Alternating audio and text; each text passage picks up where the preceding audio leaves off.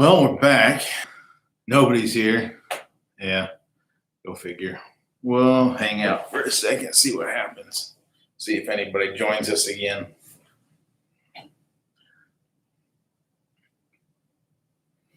All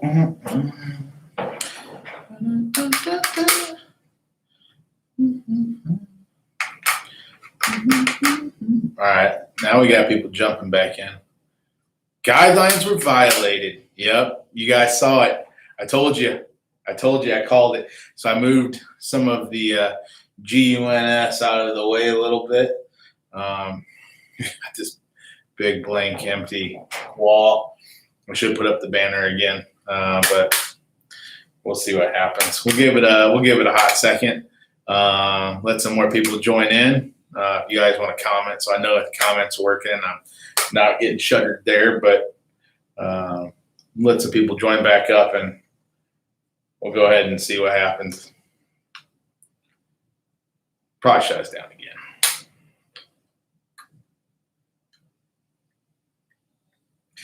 No, Mystic, you cannot show guns on live, apparently. I wasn't really showing any guns. But yeah, it happens though. CT, does LMT currently mark any uppers Lewis machine tool? I recently received an MLK marked this and was happily surprised. You will still see some Lewis machine tool stuff float out.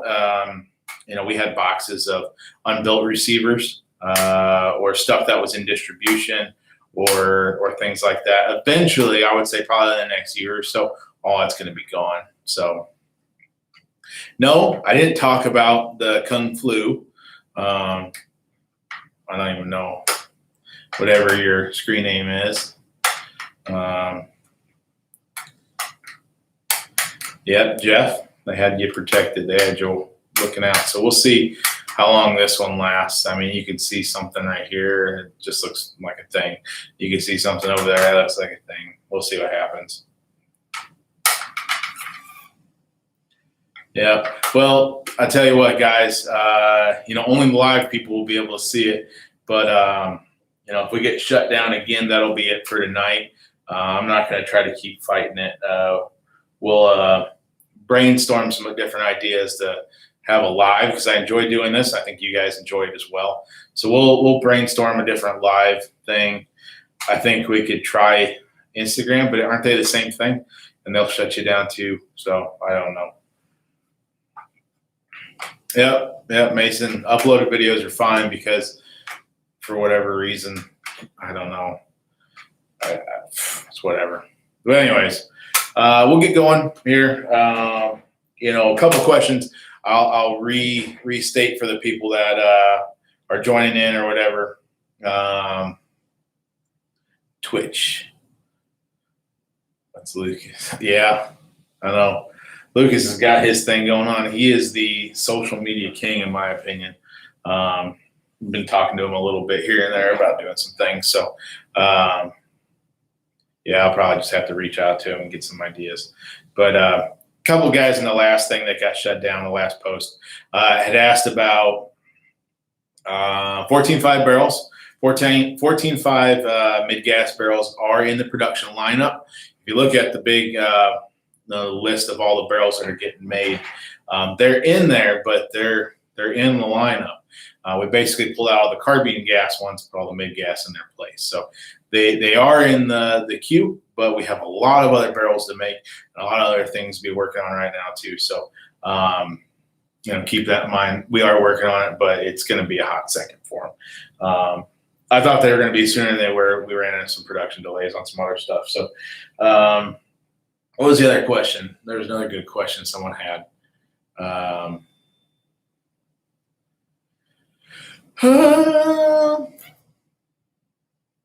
can't remember what it was right now, but whatever.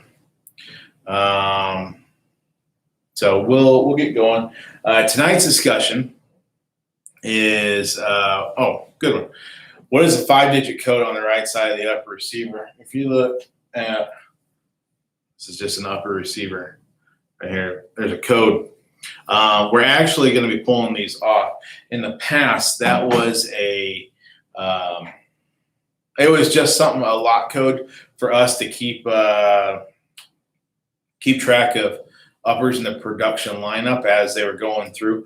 But once they got back from anodize, that they got shuttled around different lots, got thrown into different things. It really doesn't mean anything to anybody outside of the, anybody before assembly even.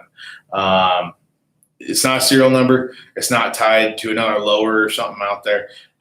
It's just a lock code that help us identify, kind of what number it was. But we'll be pulling that off to save a little bit of laser time and a Scotia money. Not really money, but it's just a little bit of laser time because we're moving the CA patent, the Canadian patent number, over to here as well. You might see that on some new stuff. So just to kind of make the upper laser more efficient. Basically about that. Let's see, here's another good question.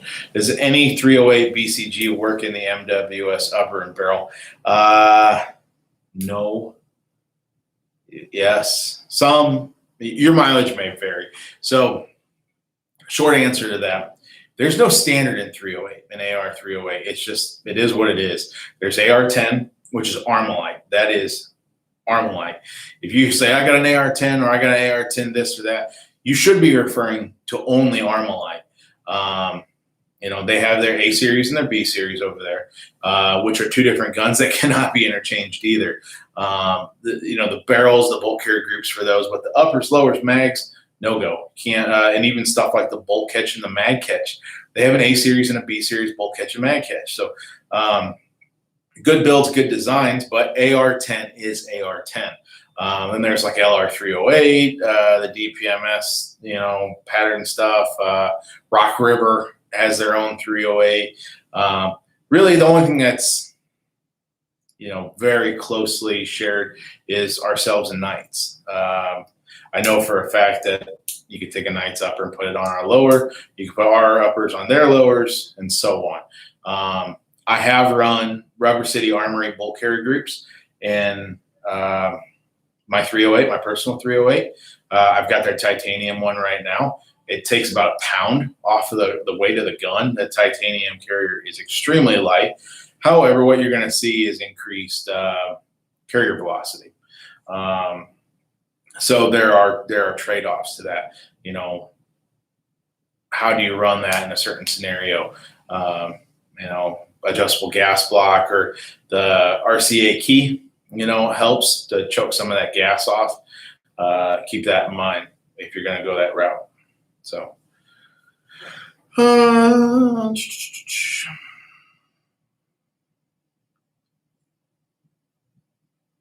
well, Dean's question was, how are people running their MLCs, the M-Lock carbine? That's what this guy is right here. The shorter one. This is a 10.5 in there. So how are people running that? Everybody's a little bit different, Dean. It all depends on, when we talk about building somebody a gun or picking out parts for them, like at a law enforcement agency, we ask how tall the shooter is. That gives us an idea for their length of pull. That's their, the length of pull is basically from where the trigger is to their shoulder, something like that, whatever is comfortable for them, and so on. Everybody's going to be different. Everybody has a different preference and opinion. When I was in the Army, one of the things that we were taught was nose to the charging handle. I don't do that anymore. That was a very good idea when we were shooting M16A2s and had to, keep a good sight picture. And I do have an M16A2, or it's an Armalite actually, with a fixed carry handle. Love shooting it. It's a very fun gun to shoot. And surprisingly, a 20-inch rifle like that will surprise you on its weight and its balance for being an old gun. So, the nose of the charging handle was a good cheek well position for that type of rifle. Now that we're running LPVOs and red dots with magnifiers and scopes, that sort of stuff, you know, all that changes. You know, what kind of body armor are you running? Are you running any body armor? Is it wintertime? Do you got a jacket on? All those things go into how you run your gun. Your mileage may vary. That's what I always tell people. So let's see here. We'll get into kind of what I was thinking about talking tonight. Look, right here, I brought a board for those people that are like me that need help visualizing. Ejection pattern right there. That's one of the most common things that I get when talking about guns and how they should be running and how, you know, oh, my gun doesn't do this, my gun doesn't run great here, or whatever. It's overgassed. If you want to drive me nuts on social media, get on one of those Facebook groups and be like, my gun's overgassed. I have seen a couple instances where a gun was, in fact, overgassed. The hole was drilled just a hair larger than it should have been. Basically, when you are running a gun, optimal, you know, ideal ejection pattern should be between 2 and 3 o'clock. I know a lot of people will say 4 o'clock, 4:30 is ideal. It's false. That is a very good ejection pattern for a gun that is well tuned. And by well tuned, I mean, you know what? Before we get into that, let me explain what I mean by ejection pattern. That's why I got my board, guys. I came prepared. Bam. See, we're educating tonight. You know, Facebook mafia out there censoring me and stuff. They're going to keep us down. We're educating. All right. So this is a really awesome picture.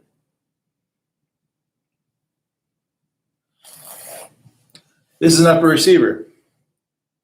Here's your ejection port. Here's your barrel right there. We're gonna, you know what? We're gonna make this one cool. We're gonna put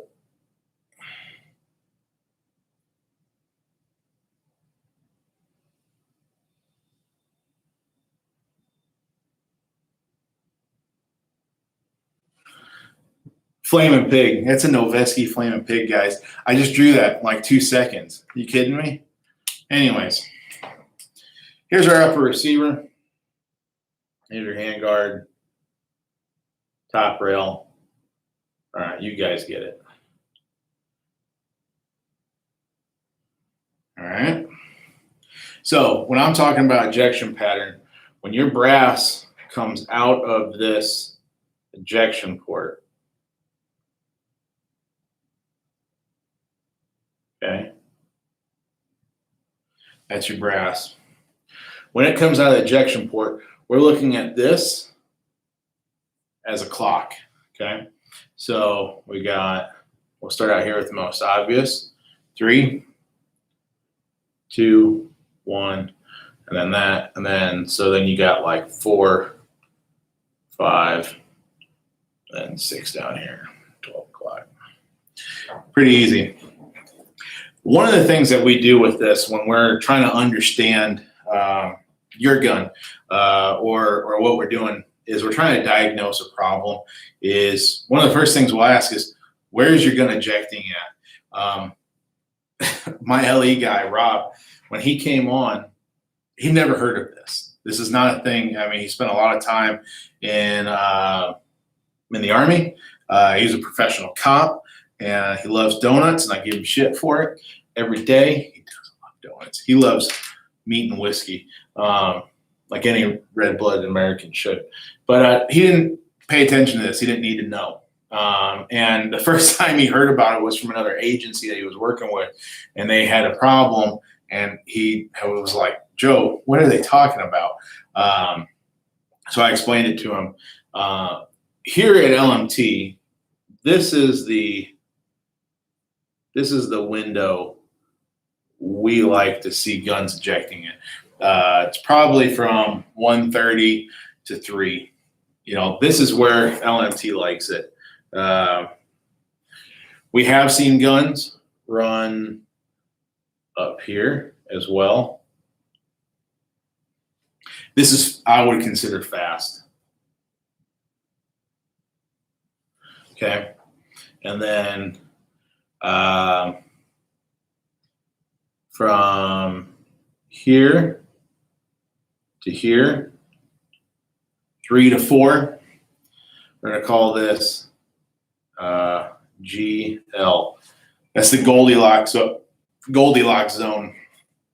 That's where, you know, every gun is optimal at. And then from 4 to like 5:30, I call this slow. Okay. I know some guys like it down here, just pooping rounds out. And that's fine. You could do that if you want, but the problem you're going to run into there is reliability. Okay. Up here, reliability in this zone right here, give it an R for reliable. That's going to be your optimal reliability for a combat weapon. You don't want it to run slow, because as soon as it gets cold, as soon as you get a little bit of condensation that freezes on your bolt, as soon as do you know that if you get a big temperature swing in your ammo, like if your ammo is at 10 degrees, that's Fahrenheit, not for you Canadian folks. If you've got really cold ammo, it can actually slow down the pressures in your gun. I saw a really neat YouTube video where this guy was out in the desert and he put rounds on the hood of his car. They were at like 120 degrees. And then he put rounds inside of the vents on his air conditioner. And those were down to about 70 degrees. So a 50-degree swing in temperature. And he lost 100 feet a second on his chrono. Just to show what the temperature swing can do. So now is 100 feet a second going to change the reliability of your weapon? No, it's not. But all the other added factors that you're seeing when you go down in temperature, you know, freezing, if you got debris, oil is another good thing. A lot of oils don't like the cold. So if you're in there and you got a really viscous oil, almost like ram oil. I don't even consider ram oil. I use that stuff to like clean car parts on my Toyota. It's not really oil. I prefer the Lucas Extreme Duty. That's the green stuff. That's my favorite oil. There's a lot of other stuff out there.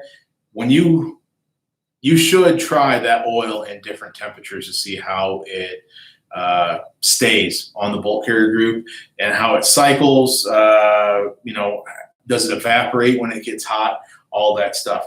This is where your ejection pattern should be good. If you got something bouncing up here, let me know. We'll take care of you and figure out why. This is all done before you guys get over here in the comments, start asking me. This is done with a standard carbine buffer and spring. We don't test anything with the Voltor A5. We don't test anything with H1s, H2s, H3s. If it's a 16-inch carbine, standard buffer. If it's a 10-inch carbine, standard buffer. The only time LMT changes out the buffer is when we go to a piston. We use H2s. So we'll test this with H2s on pistons only. Everything else, we run standard carbine. Now, can you slow down your gun with heavier buffers? Yes, you can. And that's one of the most common, most affordable upgrades to your firearm is just throw a heavy buffer in there. You know, it's going to slow it down. Now, what are you doing when you do that? You're going to slow down the carrier velocity. That's it. You're not reducing any gas coming back. If you got a suppressor on, you're not reducing any of that gas coming back. All you're reducing is the carrier velocity. That's the speed the bolt carrier group is coming back and then going forward. So, yeah. This is your happy spot. This is where I would encourage you to be. If you want to hunt for this, that's fine. One of the things to know when you hunt for this, and I have a lot of experience shooting 3-gun tuning up a gun with an adjustable gas block for a certain type of ammo, you know, muzzle brakes with adjustable gas ports. You know, I've gotten a gun down here to this zone, you know, just outside the Goldilocks zone, about 430. And it was just like super soft, great recoil. I could shoot as fast as I wanted to. Didn't feel nothing. You know, no shoulder stuff. But I also had an 18-inch stainless steel barrel. I also had a 15-inch rail, a 1-to-6 loophole scope, and I was shooting flat-footed on the range running. And it was a Sunday afternoon or Saturday afternoon, and I didn't have a care in the world. No one was shooting back at me.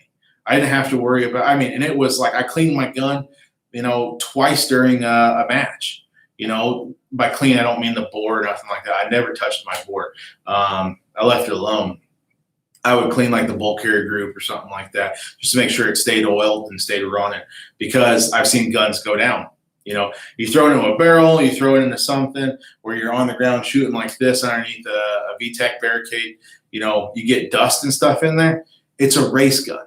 You want that. It's like a race car. You want it to run the exact same way every single time you go to a stage. So that's where I see these guns. That's a home for those guns.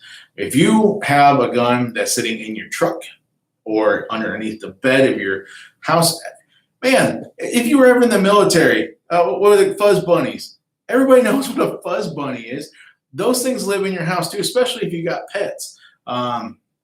So if you've got your rifle sitting underneath your bed, hopefully the dust cover's closed. But even if it's not, it's still going to attract dirt and dust and get it inside your bolt carrier group and all that, where it's got oil, and oil attracts dust. So if you have that home defense gun or a duty rifle or something like that, please, this is where the spot where you want it to be. Because as soon as it gets dirty, as soon as you put some rounds on it during a class or something like that, you don't want it to start choking. Or if you change your oil, or not change your oil, change your ammo. If you tune your gun for this down here, like I was using a 77 grain Sierra Match King, you know, that was the gun that I ran. Sometimes I would run just 193 depending on the stage or what I was doing if I just wanted to dump rounds. But generally I ran a 77 Sierra Match King. This gun was tuned for it. You know, if you tune your gun for it, you don't adjust. The adjustable gas block isn't meant to be messing with all the time. Set it and forget it. That's what those are for. You don't want to mess around with those. I'm going to put this picture away. I'm tired of holding it. But you guys get it. LMT will say that, you know, your ejection pattern should be between 130 and 3. 130 and 230 is probably more apt to where they're going to be. Our guns run a little hot, but they're also combat rifles. You know, they're used in right now, you know, besides the little countries, the little special forces groups, the big infantry ones, UK, New Zealand, Estonia. We got some down in South America. We've got some stuff in Africa. We've got some stuff in Southeast Asia, you know, all over the place, you know, plus all the service rifles that we have, you know, with LE here in the United States. So, guys, don't think too much about it. Shoot your gun. If you want to tune it and you want to chase that perfect ejection, understand that that is going to be something that you're going to have to play with. So our lesson's over for today. I've seen you guys have been hitting me up with questions. Let me just scroll back up here and I'll try to get to some of them real quick. Let's see here. Guilty. Can you help me? My piston rifle after 1,500 rounds, I ran into a problem. Is it normal that this spare part is broken, pin in the piston plug after 200 rounds? That is not normal, but that little pin, the little squishy thing that goes to the side, I have seen that break. Let us know. We just had another guy on Facebook reach out, same thing happened to him. We just sent him a new plug. No problem. Reach out to us, send us a picture of what you got that's going on, and we'll take care of you. Not a problem at all. Red team down 1. Do you recommend have your buffer when going from a 16-inch MIG to a 10.5 carbine? Is it okay to tune an ejection pattern with the buffer weight? Yes, absolutely. Like I was saying, tune your ejection pattern if you want. But tune it in a way that's going to keep the gun reliable. If that's what it's there for. If that gun is just a fun gun and you're not really doing anything crazy with it, you're not, you don't got kids in the next room or property that needs, defended from rodents like, coyotes or something like that, then, do whatever you want. It's your gun. But just know that your gun's not running fast. It's not overgassed just because it's not ideal. It's ideal for the guy who's taking it to Afghanistan. That's how we make them.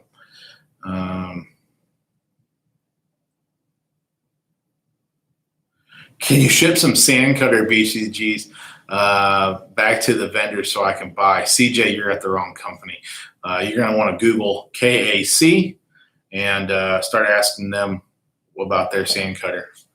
I was having cases not eject, but not stuck in the chamber with IWI 77 OTM, New Zealand upper, LMT enhanced bolt carrier group and bolt. If I close the bolt again, it would pop right out of the chamber. Ideas? No idea, Darren. You'll have to hit us up offline. Just call tomorrow or something like that. Before you do this, try getting rid of the enhanced bolt carrier group and going back to a standard bolt and see if that fixes it. That way we can start narrowing down what's going on. The New Zealand upper wasn't built for the it wasn't built for the enhanced BCG. The enhanced BCG is ideally an M4 improvement item.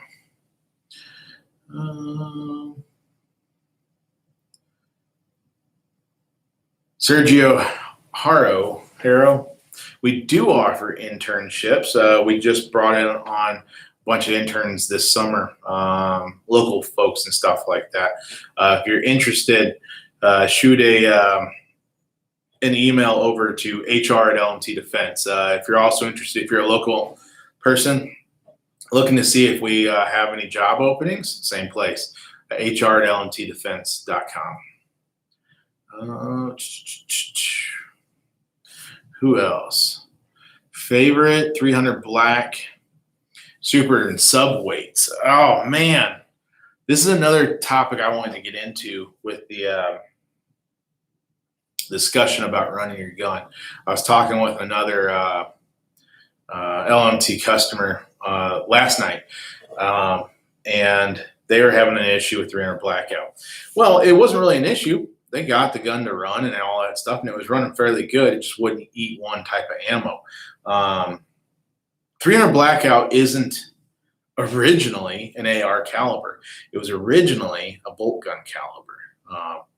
And it was meant to be suppressed, and it was meant to be used with a subsonic round.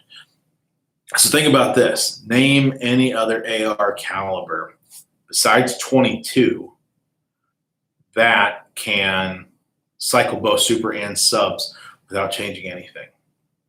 I'll wait.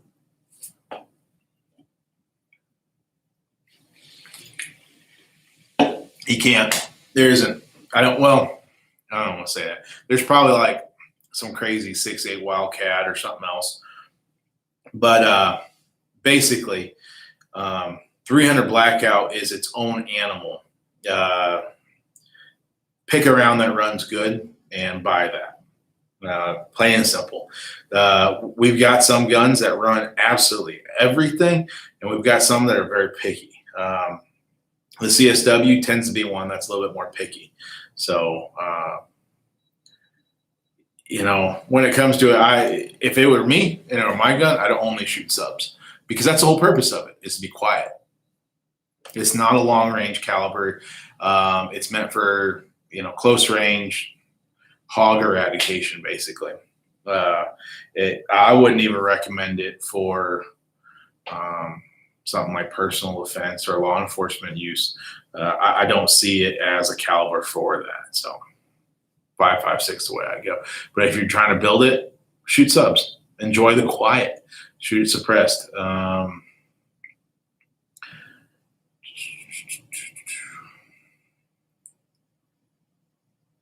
Are complete rifles shipping to distributors, or should we go to individual parts in the meantime, looking for Mars H65 DMR? If you don't have a back order already in, you're probably not going to get one. Go ahead and start looking for individual parts.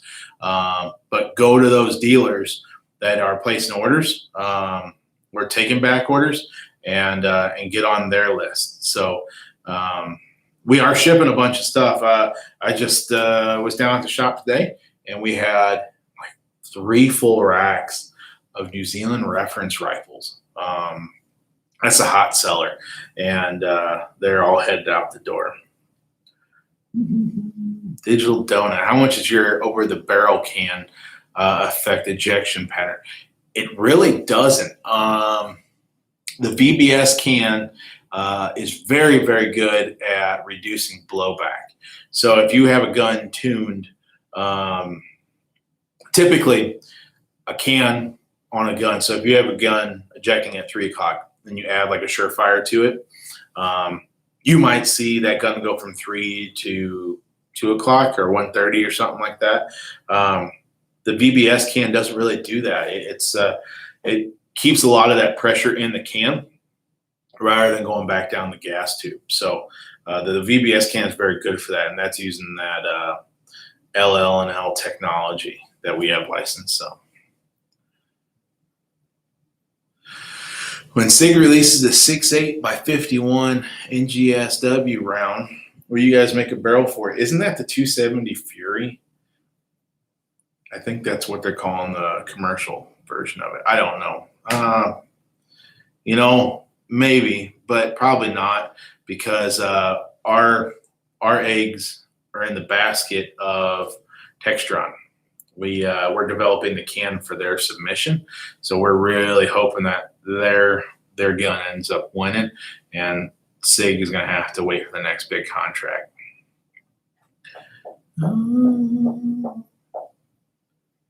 The boys are waiting patiently for the 14-inch 6.5 MWS guns. Yeah. There's a lot of people that are interested in that. So first round is going to SOCOM though, for MRGGA testing. So as soon as we get that done, we got you guys covered. So favorite loads on 5.56 223. Don't mind sharing 69 grain 223 RUAG, my LMT load. I don't know if the company is still in business. Nexus Ammunition, they were a partner of Armalite at SAC out in Arizona. The 77 grain Sierra Match King that they made was phenomenal for accuracy. But I'm pretty sure that there's a lot of 77 grain Sierra Match Kings out there that are really good. Similar. That's what I like the 77 for long range precision. The 77 OTM Black Hills, the Mark 262, that's probably your next best, or that would probably be the one I would choose because it's the most commercially available when it is available. Besides that, if we're just talking regular shooting, you can't beat 193. Low flash signature from the powder. That's why the military designed it, so you don't get a lot of flash hider burst, and it's affordable when you can find it. Well, it was affordable. Those are my go-to. I don't really have a call for shooting any green tip or any soft tip rounds or anything like that. Coyotes die just as well with an OTM as they will a soft point. So, all right.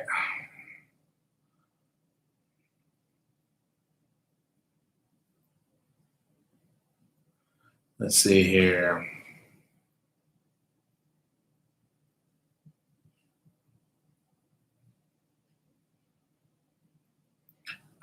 Chuck, we did not discontinue the suppressors.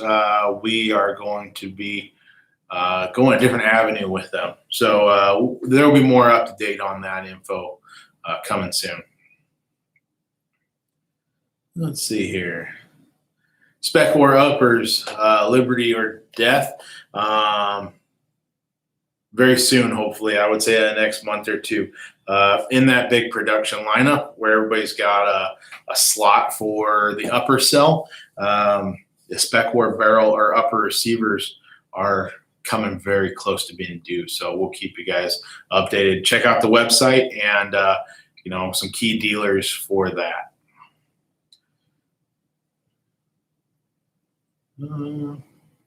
Here's the thing. Mason, June allocated MLC, how late? You can't ask me about your allocations from XYZ gun shop. I don't know what their allocations are looking like. All I know is my deliveries to them. I don't know how they have them, delivered after they get to them. So, and that's really not a thing that I've ever had to work with before, is the allocations of back orders. Working with a demand like we have for the LMT product is very strange for a career firearms industry guy as I am. It's just something that you have to work with that dealer, and when you get it, you get it. And if it's something that you're ready for, to be patient with, it is worth the buy. So just hang out, and as soon as you get your stuff, you'll appreciate it. Eric Anderson, I'm noticing carbon buildup, potential gas bleeding around the gas block of one of my MRP assemblies. Is it normal? Barrels, a barrel has 2,000 to 3,000 rounds on. Yeah, absolutely. So, we press the gas blocks onto the barrels. There's actually quite a bit of pressure. No screws, nothing like that. Then we drill and pin it. So if for some reason that gas block that's pressed on, would to come loose, that pin's going to stop it. Now, does that mean that the barrel is completely symmetrical? No, it doesn't. And it's pretty common on just about any AR barrel that has a low profile gas block to see carbon leak, a little bit of gas. It's perfectly normal. I've actually seen it on a shooter's hand before, when they're shooting way out like this, thumb over board grip in a match or something like that, to have a little bit of carbon on their hand. It's not something I would ever worry about. If it gets to a point that it's not on our rifles, but if you see on any other rifles, if it gets to the point where when you shoot, so much gas is leaking that you can see it, come out of the upper, you're losing a lot of pressure and your efficiency on your rifle is going down. But that's very here or there. I don't really ever see that. So if you chicken, I don't know what that means. Was a 224 Valkyrie a success or a flop in LMT's eyes? Any interest in pursuing 6 mil arc? Can't speak for all of LMT. I'm not going to speak for Carl Lewis. But when it comes from the sales perspective, the 224 Valkyrie was a big flop. When it comes to distributing the barrels and getting them to run right, getting ammo. So one of the things people you may or may not realize is LMT Defense, every rifle that goes out, we accuracy test. Every barrel that goes out, we accuracy test. Very few companies can say that. The problem with that is we end up scrapping a lot of barrels because we cannot get them to group. And a lot of that came down to the ammo. What ammo should you shoot in 224 Valkyrie? It was originally supposed to be this like 80 grain, Nosler round or a Federal round or a 90 grain something, big heavy round that's supposed to go really fast and be supersonic at 1,000 meters. Well, a year after it released, nobody could get it to do that. It was hard to do, and then they went to a 60 grain.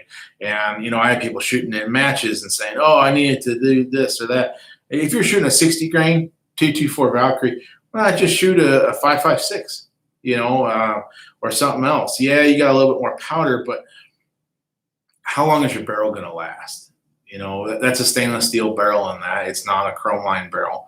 How long is your barrel going to last? How well is it going to be? So 6 mil arc, I know that there's some talk about using that in like the Marine Corps. Somebody looked at it. They're just playing with a heavier round to penetrate body armor.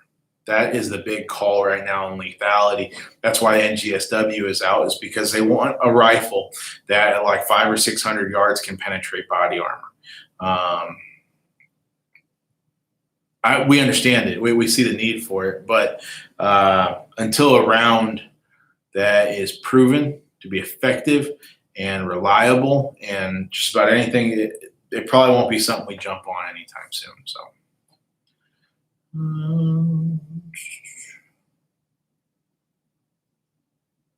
Let's take a couple other questions here.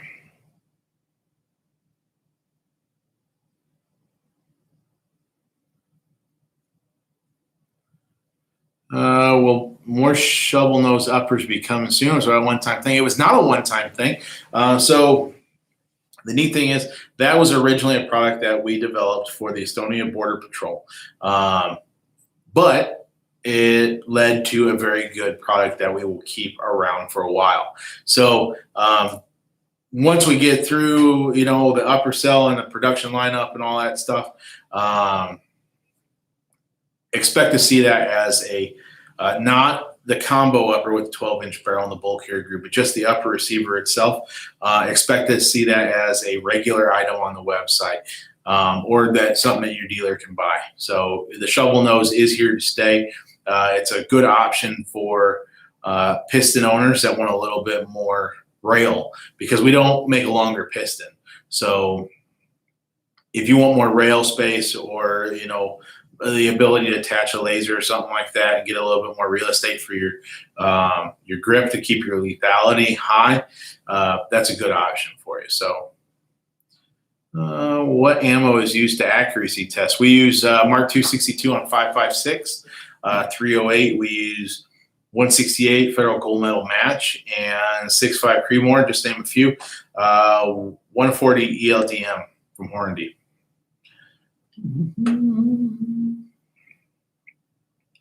Let's see. Waiting for allocations is a lot like waiting for tax stamps. A year from now, I'd rather have my stuff instead of just wishing I'd put a back order in sooner. It's pretty true. I wish it could be better.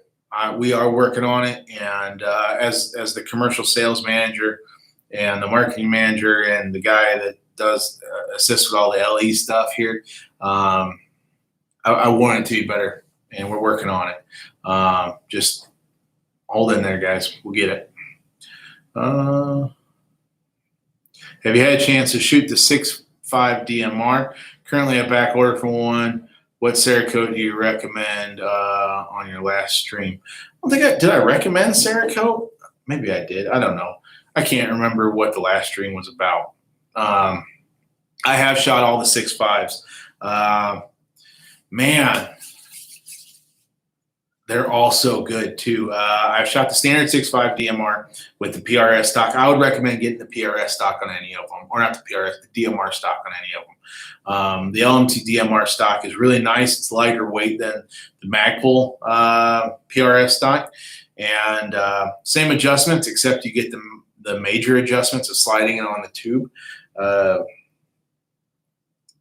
But that one's nice, the standard DMR, because if you want to switch it, SBR and switch it to 308, the 13.5 308 barrel fits in there perfectly.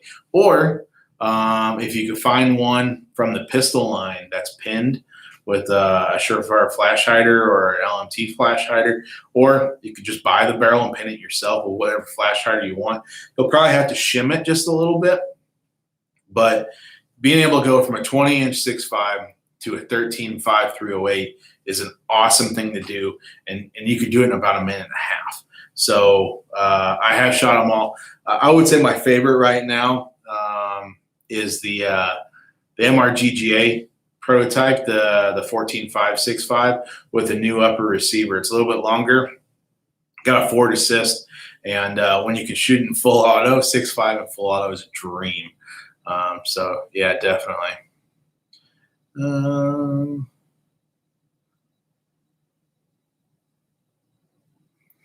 Let's see, the K9 Copper.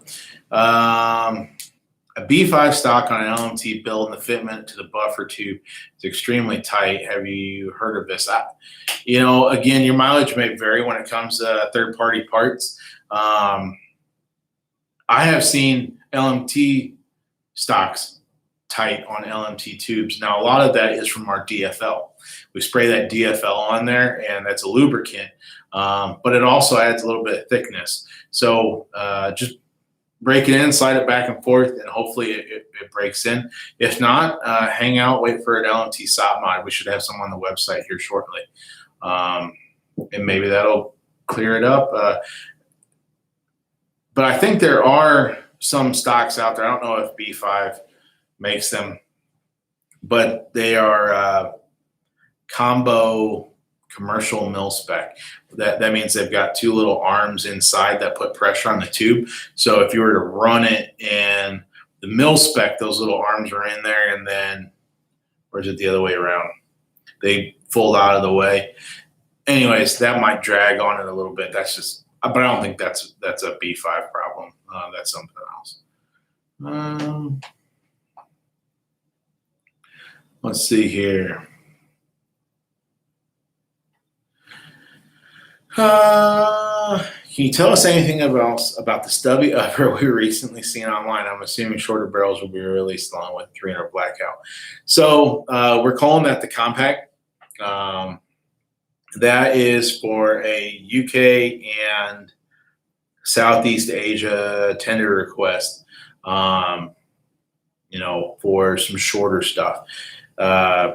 Unfortunately, the barrels that they're using, there is a 300 blackout shorter barrel. If we were to get those in the lineup, we're probably looking at a commercial batch this time next year before they would even be ready. So don't hold your breath for those. I know that some guy's holding his breath in the last one. Don't do that. There's another barrel, a short 5.56. I believe it's an 8.5 inch.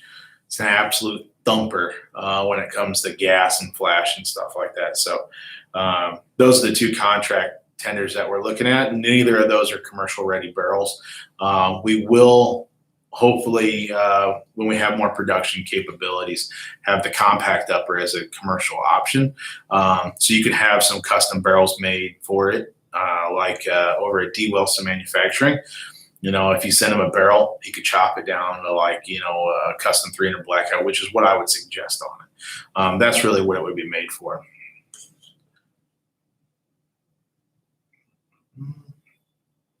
Let's see. Any other good questions?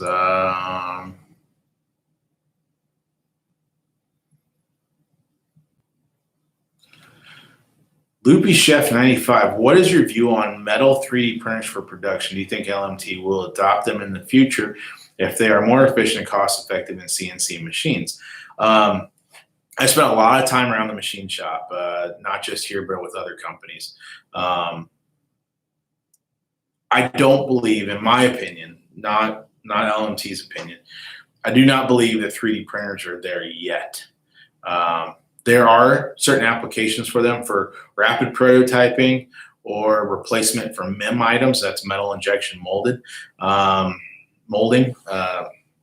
when it comes to big things like upper receivers, lower receivers, carriers, bolts, the strength isn't there. For simple items like a safety, perhaps. Yeah, you could probably 3D print that and it would be a very good item. Is it as cost effective as cast part? Probably not right now. It might take a little bit to get there, but it will get there. I believe in the future, 3D printed tools and parts and stuff like that are going to be a huge thing. It's really neat to see how 3D printing has come in the last 10 years.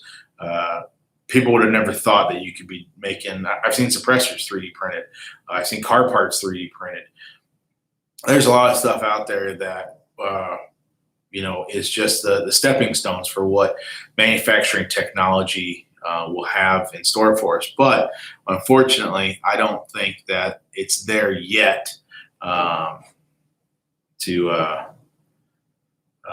You get there. Are you kidding me? Get out of here, Tyler. No one wants to hear about OD. You're the first guy to freaking say something in the podcast or the live stream. Now everybody's going to be like, give OD, give OD. Anyways, before we get going on that, now everybody starts blowing it up. I think that's it for our discussion tonight. I hope you'll learn something about making your gun run good, or how it should run. I'm not by any means putting down folks who want to, have a slick run and gun, on the range that is ejecting really good and, soft recoiling, especially if you've got new first-time shooters with you, like younger folks, older folks, people who aren't familiar with firearms that much. You don't want to give them something that's going to scare them, make them feel uncomfortable, or intimidate them from shooting again. So if you have something that recoils really soft, yeah, bring that out. That's a great tool to have. And go forward with it. But if you have a duty gun or something that you want for, when stuff hits the fan, or the whole stuff we were seeing last year with the rioting and the looting and people getting prepared for a worst case scenario, get a gun that runs really strong and really good. So that way, if it's your only gun or the only gun that you have availability to, that whatever ammo you find is going to run in it, and whatever scenario you have to put it through is going to run. Besides that, you'll be good. A couple more questions, then we'll bounce out for tonight. TN, are Mars lower pins supposed to be so tight? Are you using, and I don't know if you can reply real quick, are you using an LMT MRP upper? Because I bet I know what's going on. They do fit tight in some scenarios. We keep our tolerances a little bit closer than others. But you also have a stack up of tolerances if you're using third-party manufacturers. So if you're using an Arrow upper or a BCM upper or a Voltor upper or something like that, it can be tight. If you're using an LMT upper, you're probably running into a scenario. Can you see them? Maybe. Oh, there's one right there. That's the LMT speed bumps. What that is a feature we have milled into the receiver to increase the tightness of the upper receiver. So you'll just have to file those down until it starts closing well. One of the things that we do is always put the front one in first and hinge the back one, snap this one. I commonly have to grab the lower like this and squeeze like the buffer tube and the upper receiver together and snap it together. That's something you want. You definitely want your AR to fit tighter if you can. That's going to prolong, or not prolong wearing out, but keep it tight longer. All ARs will get loose eventually. All new rifles will have new triggers. Yes. No canteen green shovel nose. QD cans. Yeah. But we'll talk about that more later on. FDE master race. We don't pick races here. We just enjoy everything. Blah, blah, blah. And then more stuff about machining. Then will LMT be accepting special orders from dealers like V1 Tackle? Not for a while. We'll probably open up orders here shortly. Once I work really closely with the production team. Once we have a good idea of what the program looks like, and we can be strong on those delivery estimates, we'll go ahead with them. But until then, we're not going to open up special orders by any means yet. We want to keep it honest for you guys. So if that's it for the night, I mean, we ran we did have the one botch session. I knew that was going to happen, but it's whatever. We'll have to figure something out. So that way next time we don't get kicked off and I can show you toys, and do cool things. So, all right, guys. Appreciate you stopping by. Leave some comments below after we close down, and give us an idea of what you want to see us talk about next time on the next live stream. It'll be July when we get into that. I don't know. Yeah. Happy Independence Day, guys. We'll see you then.